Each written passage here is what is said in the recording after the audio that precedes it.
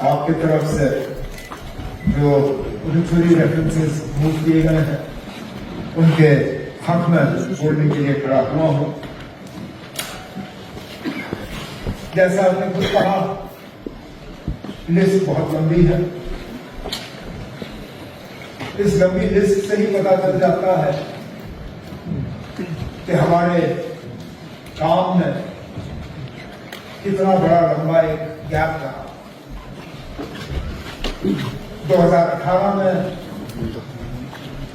जम्मू के budget session में हमने इस तरह के ओबिचुरी रेफरेंसेस पास किए और उसके बाद से लेके आज ये पहली मर्तबा हमें मौका मिला है उन लोगों को याद करने का जो आज हमारे दरमियान है। 57 ऐसे महान हैसियत जिनमें साबका इस मुल्क के सदर, वजीर आजम, स्पीकर और फिर जम्मू कश्मीर से जुड़े हुए हमारे साबका governor, member parliament, MLA, MLCs। Jammu Kashmir का कोई ऐसा हिस्सा नहीं है जिसका कोई ना कोई बाशिंदा इस लिस्ट में ना हो। हर मजहब, हर तबके से, बल्कि शायद ये आखिरी बार ऐसा लिस्ट होगा क्योंकि इसके बाद जम्मू कश्मीर का वो हिस्सा हमारे साथ रहा नहीं जिसके हवाले से यहाँ पे एक्स MLAs, MLCs जो है गिने गए, लगाम पर करगिल, उनके भी नुमाइंदे आज इस लिस्ट में हैं। लेकिन एक दिन ऐसा आएगा जब उनका जिक्र यहाँ शायद होगा नहीं क्योंकि अब वो हमारे हिस्से में रहेंगे। अब जब ये लिस्ट हमारे सामने आई और आपने सही कहा, हर किसी के बारे में हम यहाँ पे जिक्र कर नहीं सकते। मैं फिर अपनी जगह सोचने लगा कि किसके बारे में बात करूं और किसके बारे में नहीं। तो सोचा चलिए मैं उनका जिक्र करूंगा जिनको मैं जानता था या जिनके साथ मैंने काम किया। जब लिस्ट देखा, पढ़ना शुरू किया तो 45 ऐसे नाम सामने आए जिनको मैं जाति तौर या तो जानता था या जिनके साथ मैंने काम किया। तो वो भी मुमकिन नहीं हुआ। तो आपकी तरह और लीडर ऑफ द ऑपोजिशन की तरह मैं 2-3 जो अहम शख्सियात हैं उनके बारे में जिक्र कर, फिर बाकी जो है ओवरऑल जो ओबिचुरी रेफरेंसेस हैं उसके हवाले से कर। हमारे साबका वजीर, साबका सदर प्रणब मुखर्जी साहब, उनकी जिंदगी की तरफ हम देखें तो बहुत कुछ सीखने को मिलता है। शायद सबसे बड़ी सबक उनके इस बायोडेटा से अगर हम सीखें तो ये कि मेहनत करो, अपनी जिम्मेदारियों के साथ वफा करो, तरक्की करने से आपको कोई रोक नहीं सकता। आपको अपना हक जो है किसी न किसी तरीके से मिल ही जाएगा। कोई पैराशूट के जरिए प्रणब मुखर्जी साहब सियासतदान नहीं बने, कोई गॉडफादर्स के इस्तेमाल नहीं हुए। मेहनत की, जो लोगों को जिम्मेदारियां सौंपी गई उनके साथ वफा किया और आगे बढ़ते गए। शुरुआत में डिप्टी मिनिस्टर के बाद मिनिस्टर ऑफ स्टेट बने, मिनिस्टर ऑफ स्टेट के बाद मिनिस्टर ऑफ स्टेट नहीं रह के इंडिपेंडेंट चार्ज मिला, फिर कैबिनेट के मिनिस्टर बने। फिर कैबिनेट के मिनिस्टरों में सबसे अहम जो मिनिस्ट्रियां मानी जाती है, डिफेंस, फाइनेंस, होम। उनमें तो 2 और फॉरेन अफेयर्स, इन 4 में से 3 पे उन्होंने काम किया। डिफेंस के मिनिस्टर रहे हैं, होम के मिनिस्टर रहे हैं और फाइनेंस के मिनिस्टर रहे। और उसके बाद इस मुल्क में सबसे बड़ा जो ओहदा है वो सदर का है, president of the Republic of India. उन्होंने अपना करियर वहां से किया और उसमें भी बार बार उन्होंने इस बात का सबूत दिया कि जिस ओहदे पे वो होंगे उस ओहदे के साथ वो वफा करेंगे। 2014 के इंतखाबात के दौरान प्रणब मुखर्जी साहब सदर थे, यूपीए की हुकूमत में सदर बने। अपने सदारत के दौरान यूपीए की हुकूमत बीजेपी की हुकूमत में तब्दील हुई, लेकिन शायद ही कभी प्रणब मुखर्जी साहब ने राष्ट्रपति भवन को सियासत के लिए इस्तेमाल होने दिया। मुझे तो याद नहीं है कहीं भी बीजेपी की तरफ से या उस वक्त हुकूमत की तरफ से राष्ट्रपति भवन या प्रणब मुखर्जी साहब ने किसी ने उंगली उठा के ये कहा हो कि प्रणब मुखर्जी साहब क्योंकि कांग्रेस के बने हुए या यूपीए के बने हुए सदर हैं, उन्होंने वो सियासत राष्ट्रपति भवन में होने दी। उन्होंने प्रेसिडेंट ऑफ इंडिया के ओहदे को और राष्ट्रपति भवन को सियासत से पूरी तरह से अलग रखा, जो कि आज के दौर में हम बहुत कम लोगों के बारे में कह सकते हैं। उसके बाद अटल बिहारी वाजपेयी साहब, जिनको भारत रत्न से नवाजा गया, इस मुल्क के वज़ीर आज़म रहे 2 बार। मुझे जाती तौर उनके साथ काम करने का मौका मिला।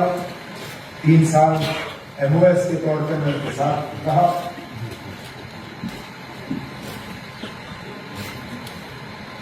बाकी मुल्क के हवाले से जो उनका रोल रहा है वो सब जानते हैं। हम जब अटल बिहारी वाजपेयी साहब को याद करते हैं तो फिर खसूस जम्मू कश्मीर के हवाले से याद करते हैं। और जैसे कई सारे यहाँ ऑनरेबल मेंबरों ने जिक्र किया, जब जब हम वाजपेयी साहब को याद करते हैं तो उस हवाले से याद करते हैं कि उन्होंने हमेशा जम्मू कश्मीर के हालात को बेहतर करने की कोशिश, हमेशा यहाँ का जो तनाव का माहौल रहा, यहाँ जो वायलेंस रही, यहाँ जो हिंदुस्तान और पाकिस्तान को लेके जम्मू कश्मीर के मुतालिक रिश्ते खराब रहे, उनको हमेशा सुधारने की कोशिश, उनको दुरुस्त करने की कोशिश। वो पहले इस मुल्क के ऐसे लीडर, उनको याद किया जाता है कि वो लाहौर बस लेके गए, दिल्ली लाहौर बस सर्विस मिलनी शुरू हुई, लेकिन उस दौरान वो मीनार पाकिस्तान भी गए, जो एक हिंदुस्तान के लीडर के लिए वहां जाना और मीनार पाकिस्तान वहां पे हाजिरी देना ये कोई मामूली बात है। फिर सरहद पे खड़े होकर कहना कि हम दोस्त बदल सकते हैं, पड़ोसी बदल नहीं सकते। आज के दिन में शायद ही कोई इस तरह की बात करेगा। बार बार जब हालात यहां खराब हुए, उन्होंने यही कहा कि बातचीत के जरिए ही मसले हल किए जा सकते हैं, उसके अलावा कोई चारा नहीं। दोस्ती का हाथ बढ़ाते रहे, इस बात के बावजूद कि उसके लिए उनको मुश्किल का सामना करना पड़ा। जब जम्मू कश्मीर के मसले के हवाले से बात की तो कहा कि इंसानियत, जमहूरियत, कश्मीरियत। जम्मू कश्मीर के धार पार के लोग, उनको दोबारा जोड़ने के लिए यहां रास्ते खोले, जिनको जब बदकिस्मती से दोबारा फिर बंद किया, उनकी कोशिश थी कि लोग मिले, सिविल सोसाइटी आपस में मिले, एक मतलब पर्सनल रिश्ते कायम। आज तो ऐसा लगता है कि हमें और ज्यादा दूर रखने की कोशिश की जा रही है कि हम ना ही मिले तो नहीं कर।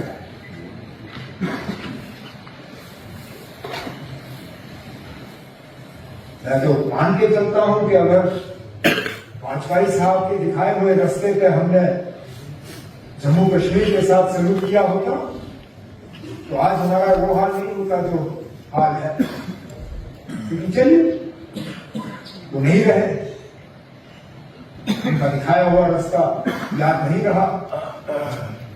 उन्होंने जो नक्शा एक हमें छोड़ के दिया था उस नक्शे को हमने छोड़ दिया।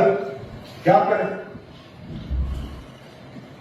अहलामी साहब ने वाजपेयी साहब के बारे में जब जिक्र किया तो असेंबली के रेजोल्यूशन के हवाले से बात की, लेकिन या तो भूल गए बताना या फिर बताना मुनासिब नहीं समझा। ये सही है कि वाजपेयी साहब की हुकूमत ने उस वक्त उस रेजोल्यूशन को वापस भेजा, लेकिन शायद उसके बाद वाजपेयी साहब को इस बात का एहसास नहीं हुआ कि जल्दबाजी हुई थी और उन्होंने अपने काबिना के वजीर को फिर नॉमिनेट किया यहां की हुकूमत के साथ इस पर बातचीत और डायलॉग शुरू करने के लिए। मरहूम अरुण जेटली साहब, अगर मेरी याददाश्त सही है, उस वक्त लॉ मिनिस्टर और लॉ मिनिस्टर की हैसियत से वाजपेयी साहब ने उन्हें नॉमिनेट किया यहां की हुकूमत के साथ एक डायलॉग प्रोसेस उस रेजोल्यूशन को लेकर। लेकिन उस वक्त उसके बाद हुकूमत रही नहीं, हालात बदल गए और जो हुआ सो हुआ। लेकिन जम्मू कश्मीर को लेकर वाजपेयी साहब के जो इरादे थे उनसे शायद इख्तिलाफ करना हमारे लिए बहुत मुश्किल होता। सोमनाथ चैटर्जी साहब वो स्पीकर थे जब मैं हाउस का मेंबर था और मुझे अच्छी तरह से वो दिन याद है। न्यूक्लियर बिल को लेके जब लेफ्ट पार्टीज अलायंस छोड़ के चले गए, उस वक्त उनकी अपनी पार्टी के तरफ से बहुत दबाव था उनके ऊपर कि वो स्थिति छोड़ के अपनी पार्टी के साथ जुड़ जाए। लेकिन बिल्कुल जैसे जावेद साहब ने कहा, मुझे अच्छी तरह से याद है जो मैं हाउस में मौजूद था, उन्होंने यही कहा मैं सीपीएम का स्पीकर नहीं हूं, मैं लोकसभा का स्पीकर। लोकसभा ये तय करेगी कि मैं स्पीकर रहूं या ना रहूं, सीपीएम ये तय नहीं करेगी कि मैं स्पीकर रहूं या। और उसके बाद वो दोबारा कभी पार्लियामेंट में आए नहीं, इस बात के बावजूद जैसे हमारे साथी ने हमें याद दिलाया कांग्रेस उनको सीट देने के लिए तैयार कहा था कि आप आइए, जिस भी सीट से आप लड़ना चाहें हम आपको पार्लियामेंट में वापस देखना चाहते हैं। उन्होंने कहा नहीं, मेरी पार्टी ने जरूर मेरे साथ रिश्ता तोड़ा होगा, लेकिन मैंने अपना रिश्ता अपनी पार्टी के साथ नहीं तोड़ा। मैंने जितना वक्त पार्लियामेंट में गुजारना था मैंने गुजारा। एक मिसाल है, आज के दिन में तो हमें बदलने में वक्त नहीं लगता। अभी तो इलेक्शन से निकल के आए हैं। हम में से कौन सी ऐसी पार्टी है जिसने आया राम गया राम का सिलसिला नहीं देखा? तो टिकट मिलने से दूसरे से नाराज, तो टिकट ना मिलने से अपनी पार्टी से नाराज और कहीं और जो है दरवाजे खटखटाने का काम कर रहे।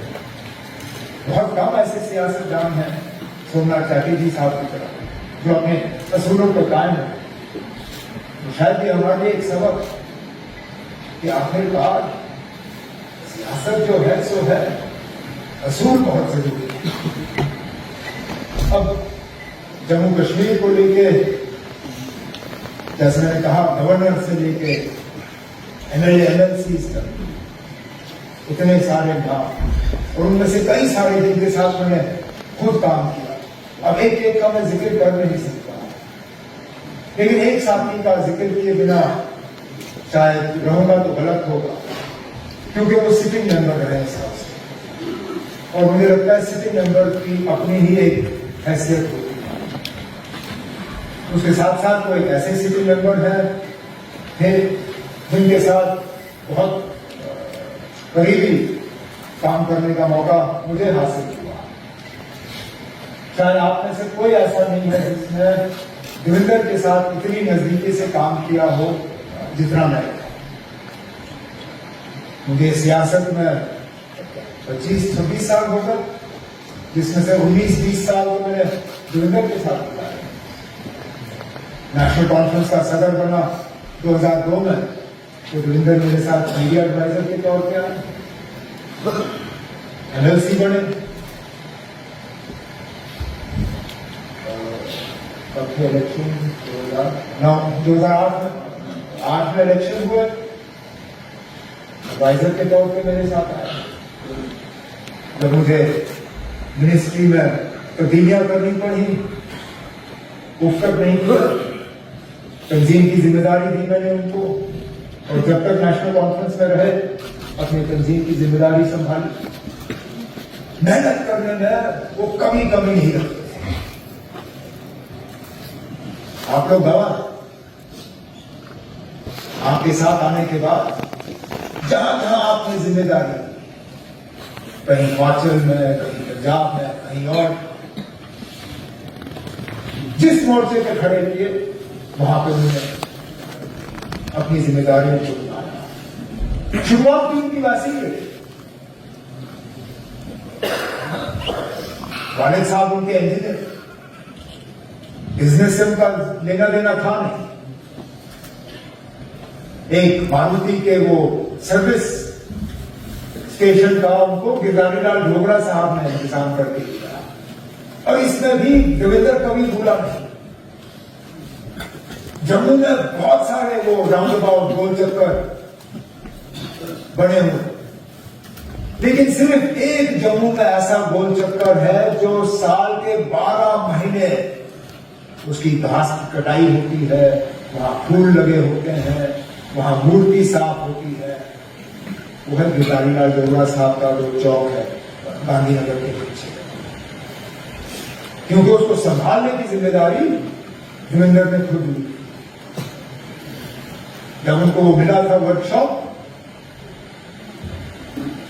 बड़े घरों के लोग, बड़े घरों के बेटे जो है अपने आप को भी बड़ा समझते हैं, लेकिन देवेंद्र ऐसा था, काम सीखने के लिए खुद डांगरियां करें। बहुत सारे लोग ऐसे हैं जम्मू कश्मीर में जो आज भी याद करते हैं जब वो गाड़ी वहां लेते थे धोने के लिए, देवेंद्र के हाथ में पाइप, वो खुद गाड़ी धोता था सीखने के लिए कि ये करना कैसे है। तब जाके उसकी इतनी बड़ी मारुति की वो एम्पायर बनी।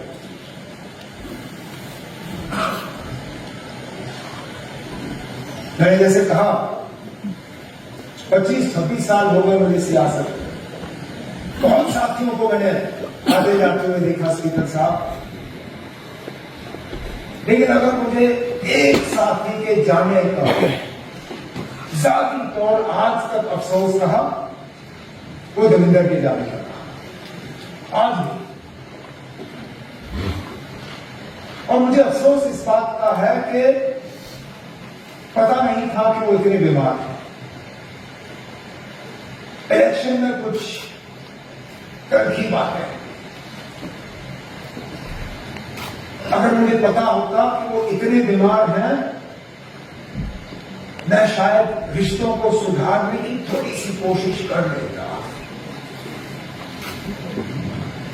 लेकिन ऊपर वाले ने वो मौका रखा नहीं।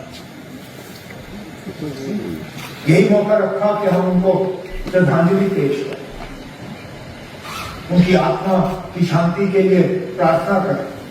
इसलिए मैंने बाकी तमाम जम्मू कश्मीर के जो सियासतदान और जो बाकी लीडर रहे हैं उनको एक तरफ रख के सिर्फ और सिर्फ मैंने यहां देवेंद्र का जिक्र किया। एक क्योंकि सिटी मेंबर रहे हैं, और दूसरा क्योंकि व्यक्तिगत जाति तौर पर मुझे कुछ चीजों का अफसोस है, अफसोस ही रहेगा। लेकिन इस लिस्ट में 57 जो हमारे सीनियर लीडर्स और ऑनरेबल मेंबर्स हैं, इनमें सब ऐसे लोग हैं जिन्होंने कहीं ना कहीं हमारे लिए मिसाल कायम की। और मैं चाहूंगा कि हम इन बायोडेटास को पढ़ें, उन्हें याद करें और कोशिश करें कि उन्होंने जिस तरह अपनी जिम्मेदारियों के साथ वफा किया, लोगों की खिदमत की, जम्मू कश्मीर की बेहतरी के लिए सोचा, हम भी कुछ सीखें। क्योंकि हम सब ने कभी ना कभी इस दुनिया को छोड़ के जाना है। आज हम इनके लिए ओबिचुअरी रेफरेंसेस करेंगे, किसको मालूम है कल यहां कौन बैठ के हमारे लिए ओबिचुअरी रेफरेंस जो है की तकरीर यहां कर रहा हो। जब भी हम कुछ करें, हमें कहीं ना कहीं दिमाग में सिर्फ ये ख्याल रखना चाहिए कि कल को जब जम्मू कश्मीर के असेंबली में हमारे हवाले से हमारे लिए बात करेंगे, हमें कोई ना कोई ऐसा अच्छा काम करना चाहिए ताकि जब हमारा वहां पे जिक्र हो, जो हमारे हक में वहां बोलने के लिए खड़े हों, उनके पास कुछ बोलने के लिए रहे। अगर यही हम सोच के अपना यहां अपने काम को अंजाम दें, तो मुझे लगता है हम इस हाउस के साथ, अपने वोटरों के साथ, जम्मू कश्मीर के लोगों के साथ और बिलखसूस इन महान हस्तियों के जिनको आज खिराज अकीदत पेश करने के लिए हम खड़े हुए हैं, उनके साथ हम सही मायने में वफा कर पाएंगे। तो इसलिए स्पीकर साहब, आपकी तरफ से जो ओबिचुअरी रेफरेंसेस मूव किए गए हैं, उनके हक में मैं आज आपकी आवाज के साथ अपनी आवाज जोड़ता हूं। मैं अल्लाह ताला से दुआ करता हूं कि इनको जन्नत में अला मुकाम हासिल हो, इनकी आत्माओं को शांति मिले और हमें इनकी जिंदगियों से कुछ सीखने का मौका मिले। वो हमसे दूर चले गए थे, अब भारतीय जनता पार्टी में थे, हमारे करके चला जाता हूँ। जब उस कमरे में पहुंचा, आपके साथ पूरी तस्वीर के साथ लगी थी। जब वहां से लोग चले गए, वापस से कमरा बैठे, इतना बात करते यार, मतलब एक अजीब का माहौल लगा उसको। जम्मू को अगर अपना घर समझते थे तो कश्मीर में भी उनके जितने दोस्त पैदा शख्सियत जो इस इलाके के रहने वाले थे, जिनके रह चुके हैं, सईद अली शाह गिलानी साहब को, जहाँ वक्त नहीं है वहाँ काफी करने का बहुत सारे लोग हैं जिनको खराज की तकलीफ करना चाहता था, लेकिन वक्त की पीढ़ी की बारिश मैं आपको मशहूर हूँ आपने, क्योंकि अभी जमगढ़ा मुस्लिम पीढ़ी उस टाइम पे बीजेपी 1921 बट वो लोग अप्रूव करता और दोस्तों के स्वामी हर उसके घर में रहा और ना केवल जम्मू की बढ़ती जम्मू कश्मीर की बात है, तो मैं उनको भी अपने शरफ पर हमारे स्वर्गीय जी के लिए भी अपने